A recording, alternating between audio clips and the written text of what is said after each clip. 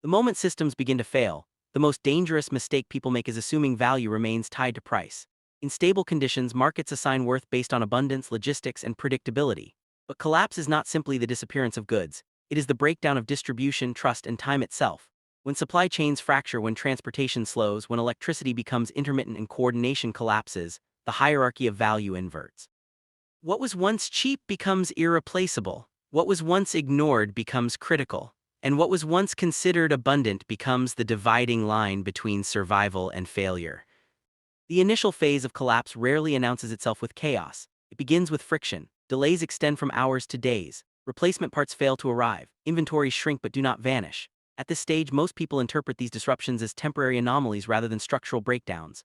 This misinterpretation is not accidental. It is a cognitive bias rooted in normalcy. Humans are wired to assume continuity because historically, systems have always recovered. But modern infrastructure is not resilient in the way older systems were. It is efficient, optimized, and tightly coupled, meaning small disruptions cascade rapidly across sectors. This is where the first shift in value begins to emerge almost invisibly. One of the most overlooked principles in survival science is that value is not determined by what something is, but by what it enables. In stable conditions, convenience dominates. In unstable conditions, function dominates. And among all functional categories, one stands above the rest in the early stages of collapse: the ability to create fire reliably, repeatedly, and without dependence on infrastructure. Fire is not just warmth, it is sterilization, cooking, signaling, psychological stability, and chemical transformation. Yet the modern world has abstracted fire away from daily life. Heating systems, electric stoves, and automated ignition have removed the need to understand combustion at a practical level. As a result, the average individual has access to fire only as long as systems remain intact. The moment those systems fail, the ability to generate fire reverts to primitive methods that require skill, time, and physical effort. Here lies the misunderstanding. Many assume that because fire can be created through friction or sparks, tools for ignition are optional. But this ignores the energy cost and environmental constraints of primitive methods. Friction-based firemaking, for example, demands dry materials, proper technique, and significant caloric expenditure. In a stressed, dehydrated, or injured state, these methods become unreliable. The hidden science here is energy economics. Every action in survival has an energy cost, and the body operates under strict caloric limits. Wasting energy on inefficient fire-starting methods can create a net loss, accelerating fatigue and reducing overall survivability. Cheap ignition tools, simple lighters, ferrocerium rods, waterproof matches, represent stored energy and reliability. A disposable lighter contains thousands of potential ignitions in a compact form, effectively compressing repeated successful fire starts into a single object. Under normal conditions, it is nearly worthless. Under collapse conditions, it becomes a multiplier of capability. This is not theoretical. Historical disaster responses consistently show that access to controlled fire dramatically increases survival rates, particularly in cold environments or situations where water purification is required. Evidence from emergency management studies highlights that hypothermia and waterborne illness are among the leading causes of post-disaster mortality. Both are directly mitigated by fire. Boiling water eliminates pathogens, heat preserves core body temperature, smoke signals aid in rescue, and beyond the physical, fire stabilizes the human mind. Psychological resilience is not an abstract concept, it has measurable effects on decision-making, reaction time, and endurance. Fire provides a focal point, reducing stress and maintaining cognitive function under extreme conditions. The survival implications are immediate and severe. Those with reliable ignition can purify water, cook food, stay warm, and maintain morale. Those without it must expend energy on inefficient alternatives, increasing their risk of dehydration, illness, and exhaustion. This creates a divergence in outcomes that compounds over time. Small advantages in the early phase of collapse lead to exponential differences in survivability as conditions worsen. As systems degrade further, the demand for such simple tools increases sharply. But supply does not respond. Manufacturing halts, distribution collapses. What was once available in every store becomes inaccessible. At this point, trade begins to emerge not as a formal economy but as localized exchanges driven by necessity. In this environment, items that enable critical functions gain disproportionate value. A single lighter, once ignored, can become more valuable than large quantities of non-essential goods. This marks the transition into the second layer of value inversion. The shift is no longer about individual survival, but about sustained survival over time. Because once fire is secured, the next constraint emerges: not heat, not light, but water. And unlike fire, water cannot be improvised. It must be sourced, transported, and made safe. The assumption that water is abundant is one of the most dangerous misconceptions carried over from stable systems. In reality, accessible, drinkable water is one of the most fragile components of modern infrastructure. As the collapse deepens, water systems fail not all at once but in stages. Pressure drops, treatment becomes inconsistent, contamination risks increase, and eventually access becomes uncertain. At this point, the ability to carry and store water becomes as critical as the water itself. This is where the second cheap item begins to reveal its true value, not as a container, but as a lifeline between sources and survival. Water does not disappear when systems collapse, but access to safe water becomes a problem of physics, biology, and time. The human body can survive weeks without food, but only days without water, and far less under conditions of heat, exertion, or illness. In modern infrastructure, water is delivered under pressure, treated chemically, and assumed to be safe at the point of use. This assumption collapses almost immediately once energy inputs, treatment protocols, and distribution networks begin to fail. What remains is not a shortage of water in the environment, but a shortage of water that can be trusted. The second cheap item that rises in value under these conditions is not water itself, but the means to transport and secure it: durable, sealable containers that can withstand repeated use, contamination exposure, and physical stress. In stable conditions, such containers are overlooked, disposable, or replaced without thought. But in collapse conditions, they become extensions of the body's survival system, determining how much water can be carried, how far it can be moved, and how safely it can be stored over time. The danger emerges from a common misunderstanding. People assume that any container can serve this function. Plastic bottles, improvised vessels, or repurposed packaging are often seen as sufficient, but this ignores the material science behind containment. Not all plastics are equal. Some degrade under ultraviolet exposure, releasing microfractures that lead to leaks. Others absorb chemicals or harbor bacterial growth in microscopic surface imperfections. The hidden science here is permeability and structural fatigue. Over time, even small weaknesses in a container can lead to contamination or loss, both of which are critical failures in a survival context. A proper water container must meet several criteria simultaneously. It must be chemically inert to avoid leaching toxins, structurally resilient to withstand drops and pressure changes, sealable to prevent contamination, and portable enough to be carried over distance without excessive energy expenditure. These are not luxury features, they are survival requirements. The difference between a reliable container and an improvised one is not convenience. It is the difference between consistent hydration and cumulative risk. Evidence from field survival studies and disaster response operations consistently shows that individuals who can transport water effectively are able to access safer sources, avoid contaminated zones, and maintain hydration levels that support cognitive and physical performance. Conversely, those limited to immediate local water sources are forced into high-risk consumption patterns, increasing exposure to pathogens such as bacteria, protozoa, and viruses. The result is not immediate failure but delayed degradation, illness that reduces mobility, impairs judgment, and accelerates decline. The survival implications extend beyond individual use. Water containers enable storage, and storage enables planning. Without the ability to store water, survival becomes reactive, dictated by immediate availability. With storage, it becomes strategic. Time can be allocated to other critical tasks: shelter construction, resource gathering, navigation, rather than constant water acquisition. This shift from reactive to proactive behavior is one of the defining characteristics of sustained survival. As conditions worsen, the role of water containers expands into trade and cooperation. In localized exchange systems, the ability to store and transport water becomes a service as much as an asset.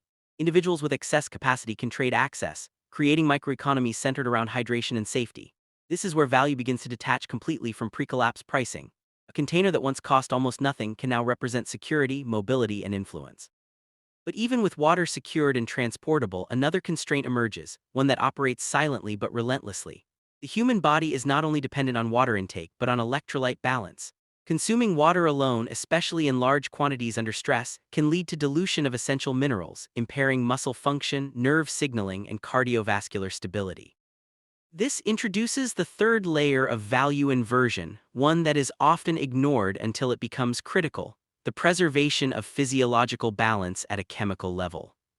Because survival is not just about having resources, it is about using them correctly.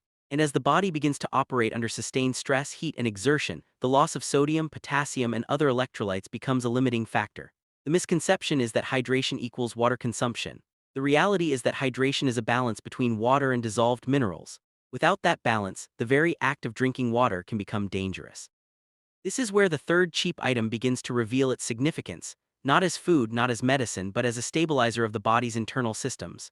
Something small, often ignored, widely available, and critically undervalued under normal conditions. But under collapse conditions, it becomes the difference between functional endurance and systemic failure. The human body does not fail dramatically at first. It degrades in layers, quietly, often invisibly, until a threshold is crossed and recovery becomes difficult or impossible. After water access is secured, the next constraint is not hunger, not even fatigue, it is imbalance. Electrolytes govern the electrical signals that allow muscles to contract, nerves to fire, and the heart to maintain rhythm. Without them, the body does not simply weaken, it begins to malfunction at a systemic level. And in a collapse scenario where stress, heat, exertion, and limited nutrition converge, electrolyte depletion accelerates far faster than most people anticipate. The third cheap item that becomes disproportionately valuable is salt. Not specialized supplements, not complex formulations, simple sodium chloride, one of the most abundant and overlooked substances in modern life. Under stable conditions, it is so common that it is often restricted or minimized in diets. But this perception is a product of abundance, not necessity. In survival conditions, the relationship reverses. Salt becomes essential not just for flavor or preservation, but for maintaining the electrical integrity of the human body. The danger lies in misunderstanding how quickly electrolyte imbalance can develop. When the body sweats, it loses water and sodium simultaneously. Replacing only the water dilutes the remaining sodium concentration in the bloodstream, leading to a condition known as hyponatremia. This is not a minor issue. It can cause headaches, confusion, muscle cramps, seizures, and in severe cases, death. The hidden science here is osmotic balance. Cells rely on precise concentrations of electrolytes to regulate fluid exchange. When that balance is disrupted, cells can swell or shrink, impairing function across multiple systems. Evidence from endurance physiology and disaster response scenarios consistently demonstrates that individuals under prolonged stress and heat exposure require not just hydration, but electrolyte replenishment. Military field manuals, wilderness medicine guidelines, and humanitarian aid protocols all emphasize the importance of maintaining sodium levels, particularly when food intake is inconsistent. In many cases, the symptoms of dehydration and electrolyte imbalance overlap, leading to misdiagnosis and improper treatment. This compounds the risk, as individuals may continue to consume water without addressing the underlying deficiency. The survival implications are direct and compounding. With adequate salt intake, the body retains water more effectively, reducing the frequency and urgency of resupply. Muscle function remains stable, allowing for sustained movement and labor. Cognitive clarity is preserved, enabling better decision-making under pressure. Without it, even well-hydrated individuals can experience rapid decline, becoming disoriented, weak, and vulnerable. Salt also introduces a secondary layer of utility that is often overlooked: preservation. In the absence of refrigeration, food spoilage becomes a critical issue. Bacteria thrive in moist, nutrient-rich environments, and without intervention, perishable food sources degrade quickly. Salt inhibits bacterial growth by drawing moisture out of cells through osmosis, effectively extending the usable life of food.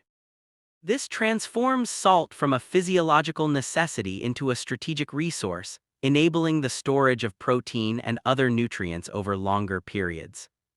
Historically, salt has held immense value precisely because of these properties. Entire trade routes, economies, and conflicts have been shaped by access to it. In a collapse scenario, those dynamics reemerge on a smaller scale.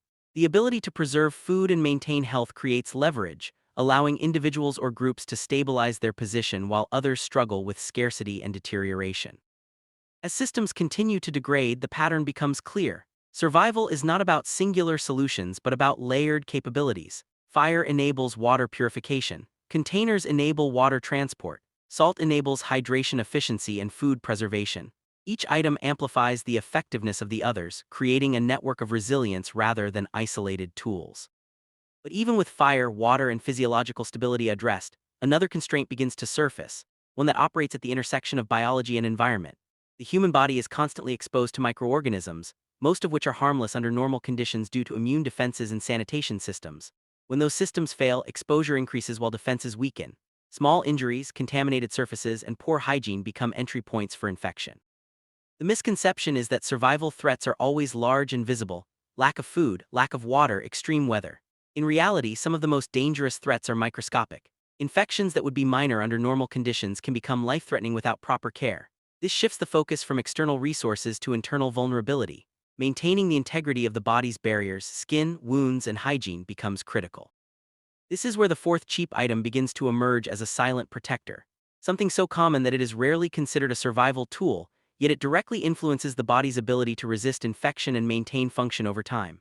In stable conditions, it is used casually, often without thought. In collapsed conditions, it becomes a frontline defense against one of the most persistent and underestimated threats to survival. In the absence of functioning sanitation systems, the environment does not need to become visibly contaminated to become dangerous. Pathogens operate at a scale that bypasses human perception. A surface that appears clean can carry bacteria. Water that appears clear can contain parasites. A minor cut, barely noticeable in stable conditions, can become a critical point of failure when exposure increases and treatment options disappear. This is where the fourth cheap item begins to assert its value, not through dramatic intervention, but through quiet, consistent prevention.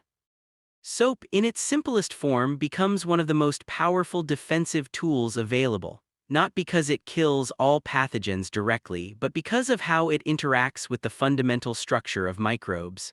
The hidden science lies in molecular polarity. Soap molecules have a dual structure. One end is hydrophilic, attracted to water, and the other is hydrophobic, attracted to oils and fats. Many harmful microorganisms, including viruses and bacteria, are encased in lipid membranes. When soap is introduced, it disrupts these membranes, breaking apart the structural integrity of the pathogen and allowing it to be washed away with water. The misunderstanding is that hygiene requires complex disinfectants or advanced medical supplies. While those are effective, they are not always necessary. The mechanical action of washing with soap and water is often sufficient to reduce pathogen load to levels that the immune system can manage. This principle is supported by decades of public health data. In both developed and developing regions, access to basic soap has been shown to significantly reduce the incidence of infectious diseases, particularly those transmitted through contact and poor sanitation. In collapse conditions, the risk profile changes dramatically. Waste management systems fail, increasing environmental contamination. Clean water becomes harder to access, leading to compromised hygiene practices. Injuries are more likely due to manual labor, debris, and degraded infrastructure. Each of these factors increases the probability of infection.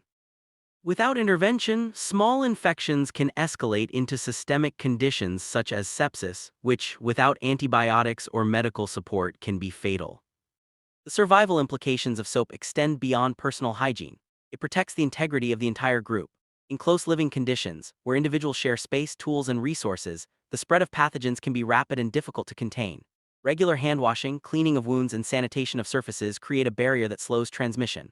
This is not absolute protection, but it reduces the rate of infection enough to maintain functional capacity within the group. Evidence from emergency response scenarios reinforces this. In refugee camps, disaster zones, and areas with limited medical infrastructure, the introduction of basic hygiene practices, primarily hand washing with soap, has consistently led to measurable reductions in disease outbreaks. These are not marginal improvements, they are often the difference between contained situations and widespread health crises. Soap also introduces a secondary function that is often overlooked: psychological normalization. In environments where systems have collapsed, maintaining routines becomes a stabilizing force.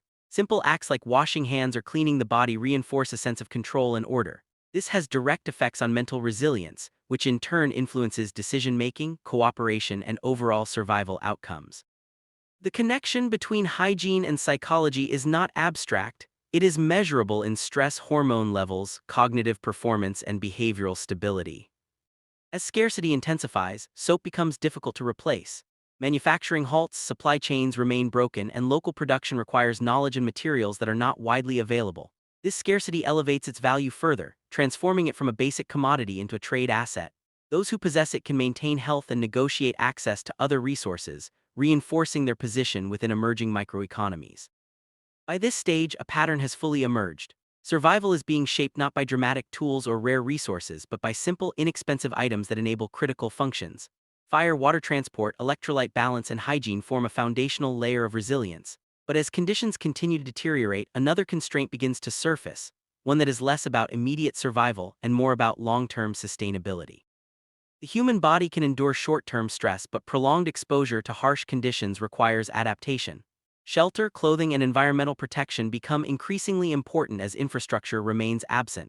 The assumption that existing clothing is sufficient often fails under repeated use, exposure to the elements, and lack of maintenance. Materials wear down, seams split, insulation degrades. And without the ability to repair or adapt, small failures compound into significant vulnerabilities. This is where the fifth cheap item begins to reveal its importance, not as a primary resource but as a force multiplier for everything else.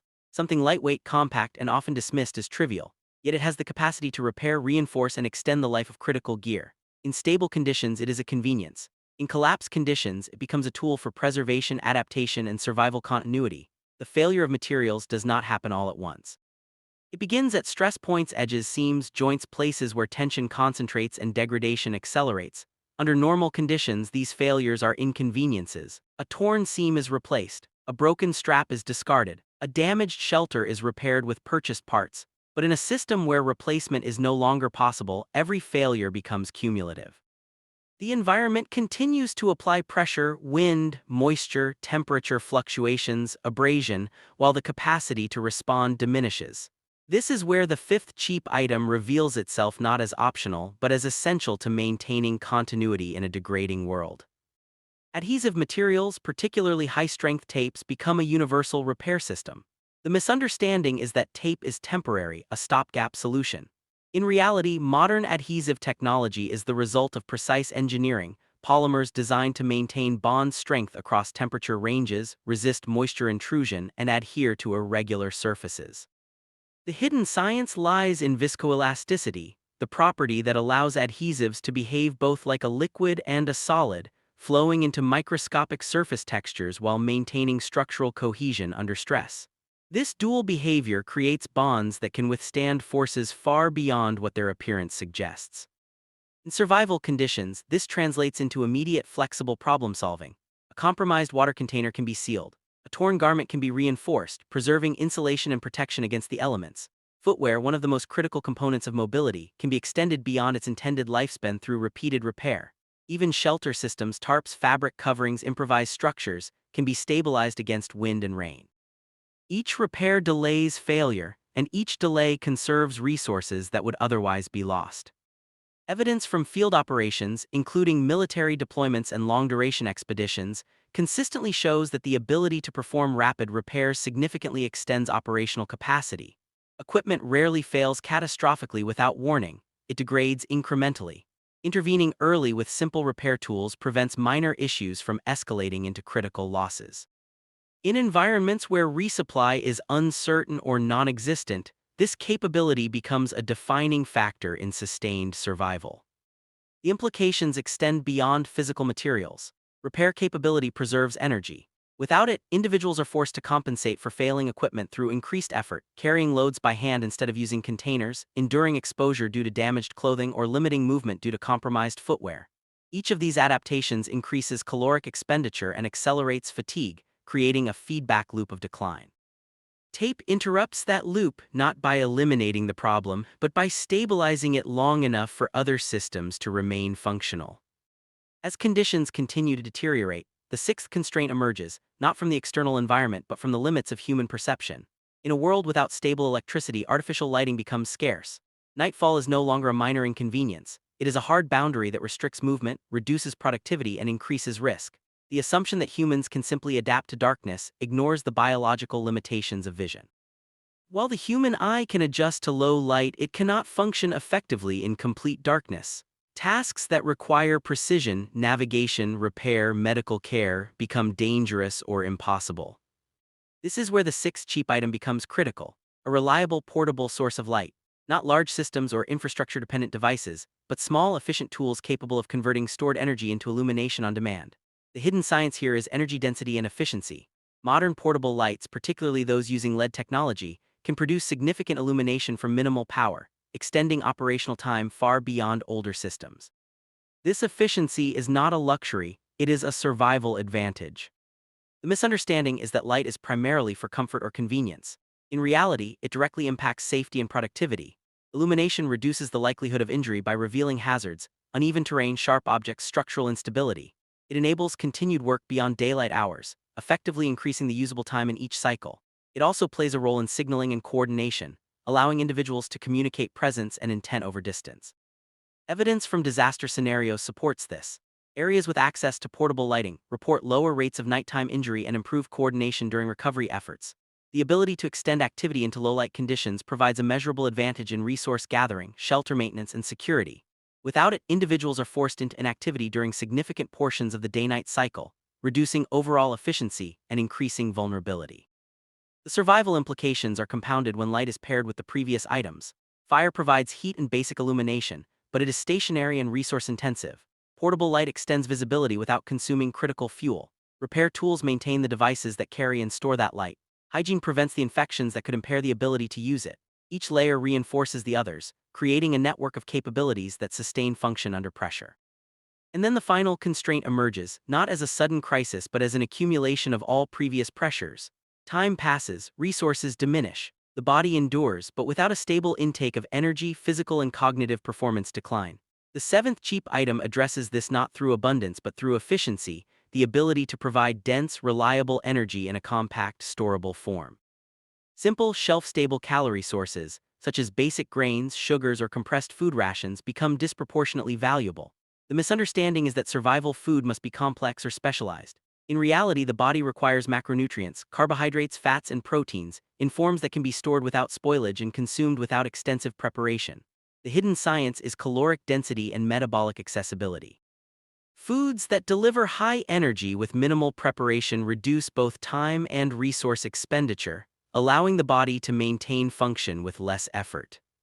Evidence from nutritional science and field survival data consistently shows that maintaining caloric intake is critical for preserving muscle function, immune response, and cognitive clarity. Even moderate caloric deficits, when sustained over time, lead to decreased endurance, impaired decision-making, and increased susceptibility to illness. In collapse conditions, where physical demands are high and food sources are uncertain, reliable calorie reserves become a stabilizing force. The implications extend into long-term survival strategy. Those who can store and ration energy effectively gain time, the most valuable resource in any collapse scenario. Time to adapt to secure additional resources to recover from injury or illness. Without it, survival becomes a race against depletion, with each day narrowing the margin for error. At this point, the pattern is complete.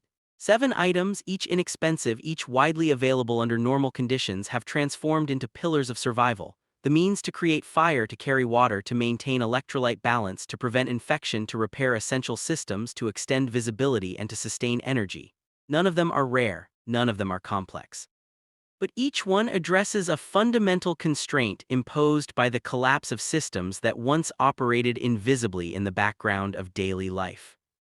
The final realization is not about the items themselves, but about what they represent. Survival is not determined by access to extraordinary resources, but by the preservation of basic functions under changing conditions. When systems fail, complexity becomes a liability and simplicity becomes strength. The individuals who understand this do not search for what is expensive or advanced. They secure what is essential, what is reliable, and what continues to function when everything else stops. Because in the end, collapse does not create new rules. It reveals the ones that were always there, quiet, unforgiving, and indifferent to assumptions. And those who recognize them early are the ones who endure when the cost of being wrong becomes irreversible.